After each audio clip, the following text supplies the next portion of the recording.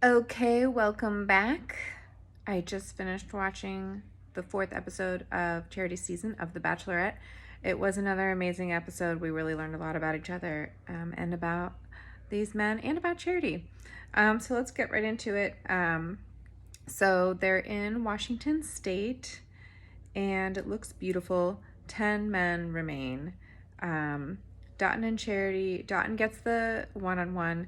They go bungee jumping. They have a great time. They're both very afraid of heights. Charity is literally crying because she is so afraid to do the jump. But then they face their fear, they jump, and then they do it twice. So good for them. And they seem to have an amazing time. Meanwhile, back at the house, the boys are having some contention, of course, because Brayden is now the official scapegoat of the season, and Brayden gets a good dig in at Sean. He says that he looks like the prince from Shrek, which is accurate, and I thought that was very funny.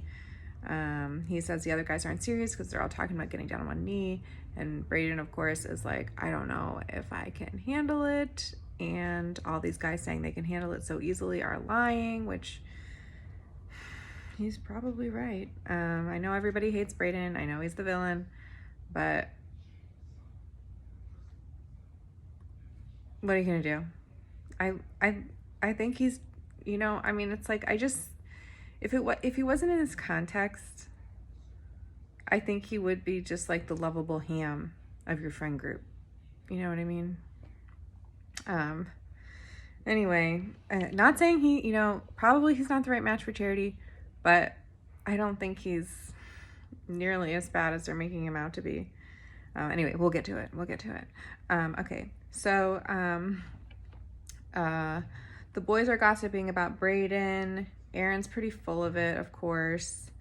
Brayden says Charity is always on because she's the Bachelorette, and he just wants to see her like away from all of this, which, like, yeah, I mean, I'm sure there's truth to that. She probably is always happy to be on. It's very stressful, I think, being the lead, and she probably is a little bit of a different person outside of the show, and that's why so many of these people don't make it, because you're different when you're in front of the camera. So Xavier gets the date card, then it cuts back to Dotun, and he's having a s'more for the first time. So that's fun. But then, of course, unfortunately, they eat it like Lady and the Tramp. I wish they would stop that. It must be like required, because every time there's food, like they, like famously, like they don't ever eat their dinner, but if there is food, you have to eat it together. It doesn't make any sense. Then Dotun shares his origin story from Nigeria and how hard his parents worked and kind of the serendipitous nature of him getting his visa to come here, which is pretty cool. And they like that they each don't fit into boxes. They are more than their exteriors, and they are attracted to each other. And we get the first, Charity is happy. Charity says she's happy. That's the first one of the episode. There are many to come. They kiss, they go in a hot tub, and then he expresses gratitude, and he like gives her a little peck on the neck, and it's so sweet and endearing, and I just love that little moment.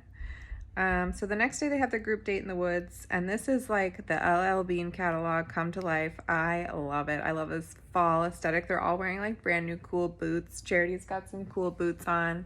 I love the flannel. Everyone looks cozy. The Girl Scouts come. They because they're going on a scavenger hunt for food, and I guess they put like grocery food in it's not like a real foraging expedition. It's like they put grocery food in the woods, like loose, like somebody found a pile of raisins, there were beets, pine nuts. The 3 Girl Scouts come and they mean business. Tanner says he hopes to have a little girl. He would rather be a dad to little girls, so that means that, Tanner, you're gonna have 3 boys. Aaron is afraid of the long-haired girl. And, keep an eye on these girls, because I bet One of them is going to be winning an Oscar in 15 years, and we're going to see some fun flashbacks of this episode, how they got their start. So they start their scavenge, and Aaron says he wants to try and catch a fish, and he kind of falls in the river. He definitely gets his feet wet. Charity tells the Girl Scouts that she doesn't think Brayden is smart. Brayden is hamming it up. Brayden is a ham, and I don't hate it. I wish more of the guy. I wish there was like another ham. I feel like it would be so fun if there were two hams on the show. He is just having such a great time. He's not wearing a coat. All the men are like, why isn't he wearing a coat? And then like, he's just like, I'm a real man. I don't need a coat. And then he finds these beets and he starts eating the raw beets. It's weird.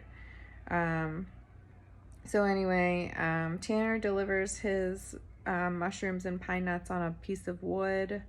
Brayden brings beets. Tanner says that Brayden stole his board idea. I don't know. Aaron brings Charity a frog that he found in the water. Yeah, that's a real panty dropper, Aaron. Frogs, what every woman wants. Just a fresh frog. Brayden is said he's a ham. He wants to be in the spotlight, and he keeps eating raw beets while he's standing on the line while the other guys present their foraged foods. Then they vote on who they would eat to survive. If they had to, they all pick Brayden, except Brayden picks Sean. I'm surprised he didn't pick Aaron. I guess he really hates Sean. I don't like Sean either. Anyway, Aaron wins, and that means he goes with Charity to the kissing tree. And then it cuts to Brayden, who is now topless in the woods, and he is having second thoughts because he is very uncomfortable in this environment.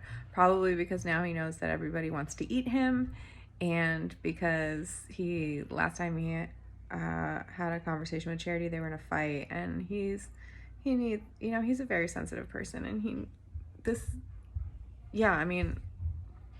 I'm not surprised that a very sensitive, extroverted ham is not treading lightly and flying under the radar in this television show. So it's very fun to watch. They go to the night portion of this date, and Brayden loves an oxblood shirt. He is always sporting that maroon. That's his aura color. And I think he looks, he's looking good. Aaron says, so of course, like all the guys are talking about their feelings. Brayden is of course like expressing how big of a deal it is to get down on one knee, and like how it's just not I don't know. He says he's like, this is serious, this is a big deal. And Aaron says Brayden is always being pessimistic. Brayden says, I'm not being pessimistic, bro. Brayden says Aaron did him dirty. That's true. And that he's here looking for a connection. And all the guys are like, there, right there. You're looking for a connection. She's looking for a husband.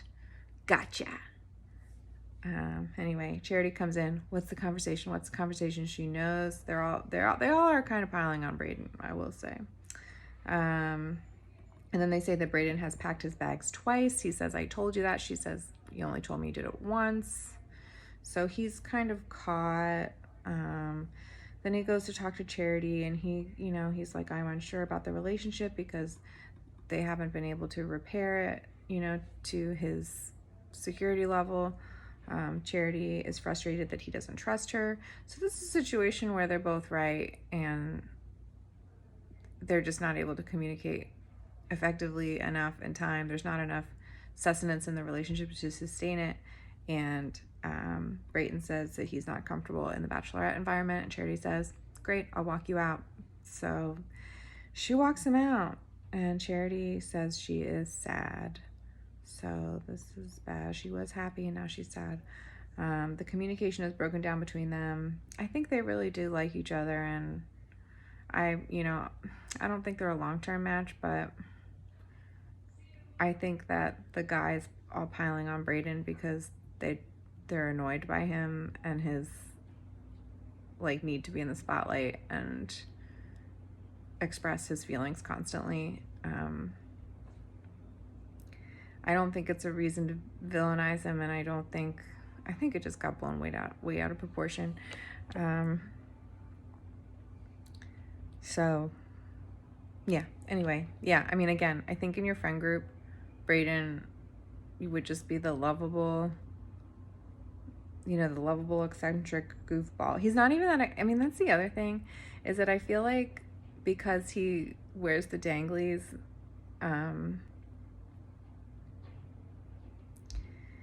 people really don't like that. It's like, what is the big deal?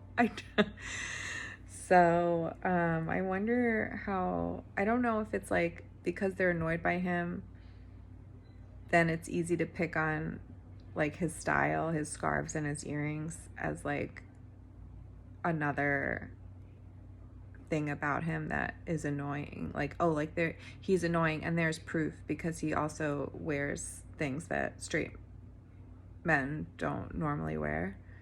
But,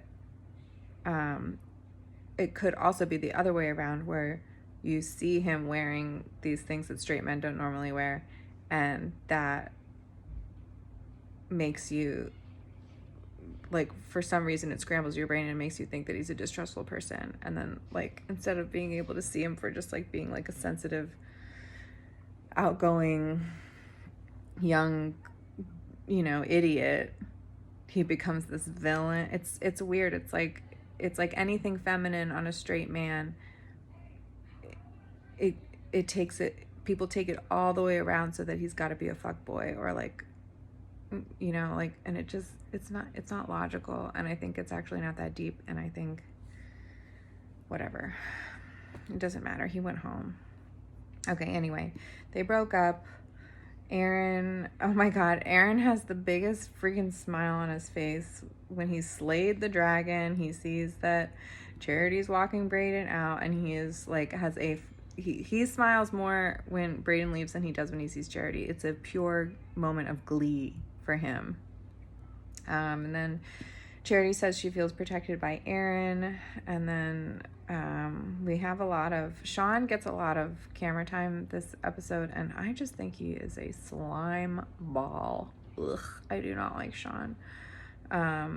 Joey tells her that she just needs to feel good. That now it's like they all, Brayden's gone, the dragon has been slayed, and now they all have their moment to give her compliments. And so like I said, Sean tells her some bullshit. Joey tells her to feel good every day.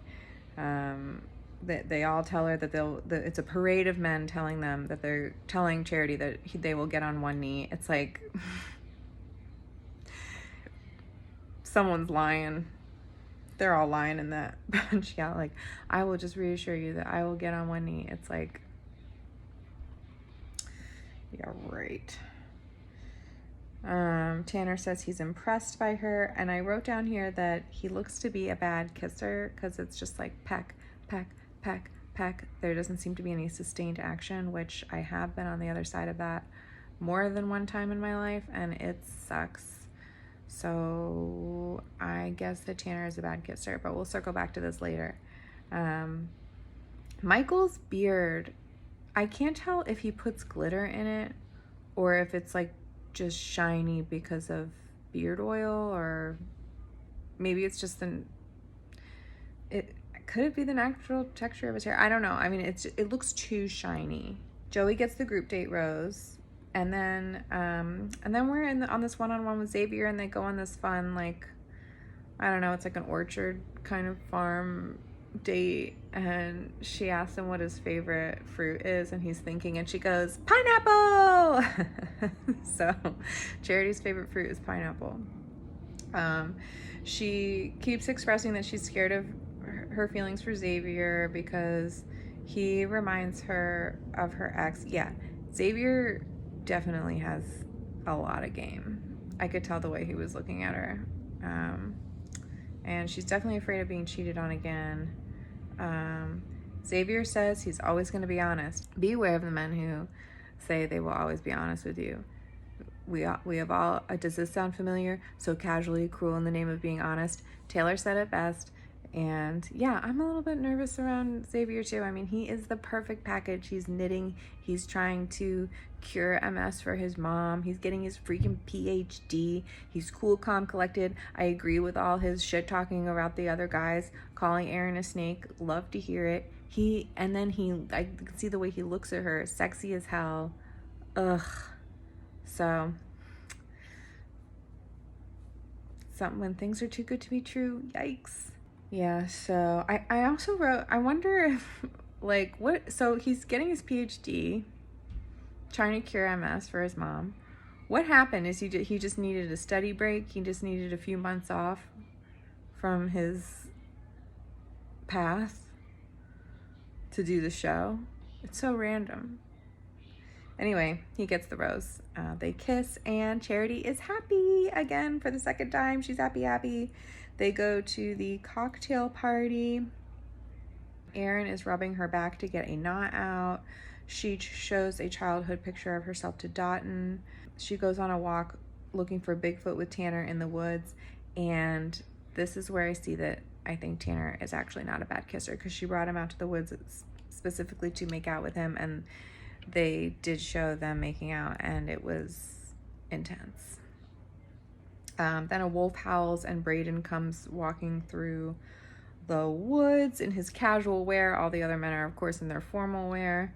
Aaron sees Brayden walking in, and he's clutching his pearls because his nemesis has returned. And let me tell you, Brayden is serving a look hunty with his scarf and his danglies. He is not here to play.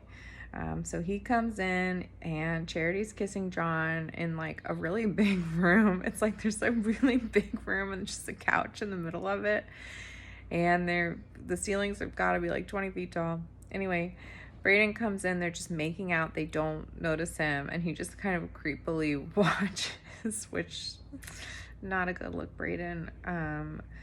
Anyway, so then they pull apart finally, and they are both shocked. Cuts back to the men. Sean says he has never been this upset in his life, and it's like, yeah, because I think Aaron S. was right. Like, you're just a rich boy born with a silver spoon. You've never had to work for anything in your life. And he said, I'm having so much trouble regulating my emotions, blah, blah, blah, blah. It's like, yeah, because you don't know what it feels like to want. How does it feel to want? Anyway, I used to say that when I gave free samples out to little kids who wanted more than one sample in the Whole Foods when I worked there in Tribeca, when I didn't want to keep giving them. They said, I want more. I said, how does it feel to want? Anyway, Charity's shocked. John is pissed, of course, because his time is interrupted. Charity expresses that she's kind of like, I don't think you see yourself at the end of this. I don't think you really want to get married, which I think that's accurate. I think that's an accurate read. But I think he does really like her. Anyway, he's like trying to express himself and say he's sorry, and he's trying to repair it. She's not having any of it. He wishes her the best of luck. Woof. Aaron stands up and tells Brayden, so then he's like, okay, bye. She doesn't walk him out this time. He leaves. He just blows back the guys. He's like, he just wants to get out of there. He's like, I gotta eject myself. This did not go how I thought it would. So of course, Aaron, the big man, has to stand up and tell Brayden to apologize to John. Brayden blows right past him. Then Aaron starts yelling at him that he is not a man. Now this, you are not a man. You are not a man. I did not like that. Yikes. Brayden just keeps walking, and Aaron keeps asking Brayden why he's there. Why are you there? Why are you there? Brayden says he's walking away. I'm not here for you. I'm not here for you, bro. He's just trying to get out of there. He wants to just go home, get out. He's in the lion's den. Anyway, he's in like a party bus. Brayden is. I guess they drove him there in a party bus. And so he's sitting there, and all the men come in, like, because there's like that big like minivan door, and John is actually trying to have a conversation with him. He's like, hey, like, you really hurt my feelings, like, I don't have much time, I'm on the chopping block, like, you interrupted my time. And Brayden tries to apologize to him, but then of course he's interrupted by Aaron, who looks like he's going to court to settle a lawsuit for fender bender in his neck brace cardigan. He just over and over keeps yelling at him that he's not a man. I mean, yikes. Anyway, so Brayden's like, leave me alone. Aaron says, shut the door, punch the gas, man. It's like they're chasing him out with pitchforks. Anyway, so spoiler, the cocktail party is over. And now it's time for roses. So let's recap. Dotun, Xavier, and Joey all have roses. So that's 3, and she has 3 to give out. So Aaron gets a rose. I pray that he is not the winner. This is like, I am so turned off by this guy. Anyway, then Tanner gets a rose because of those moonlit wolf kisses in the night. And then Sean, final 6, Sean. What can we say? The girl loves a man in a scarf. Sean's wearing a cashmere scarf. He likes to point that out. Anyway, so that's who's left. Dotun, Xavier, Joey, Aaron, Tanner, and Sean are left. Brayden, Caleb, John, and Michael are all going home. And let me tell you, these men were fully weeping, crying. Xavier was head in his hands crying. Caleb was weeping. He said they did not show Caleb and Charity's connection at all. What was going on? Were they really I would have loved to see more Caleb. I thought he was so cute. And I also, so it's like either like Caleb actually had like a real honest to God connection with Charity, or like these men were just having like the time of their lives hanging out together. Could be both. I don't know. But everyone was crying.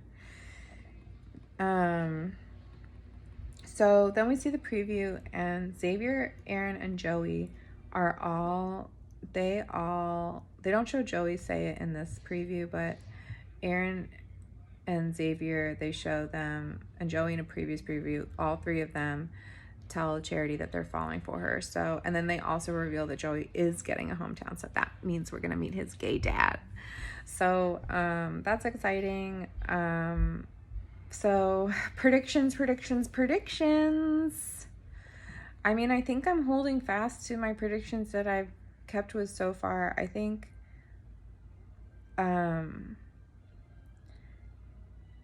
Dotun, Xavier, and I guess Aaron. I think those are the final 3, and I think Joey's final 4. I don't think he progresses past there. Yeah. Yeah, I mean, Tanner and Sean. I mean, first of all, I just don't really like Sean. That is not a match. I'm sorry. Sean, I do not see Sean bringing Charity to the country club. He is rich. Those white people that Sean hangs out with are probably deeply uncomfortable with interracial relationships. I'm just saying. Yeah.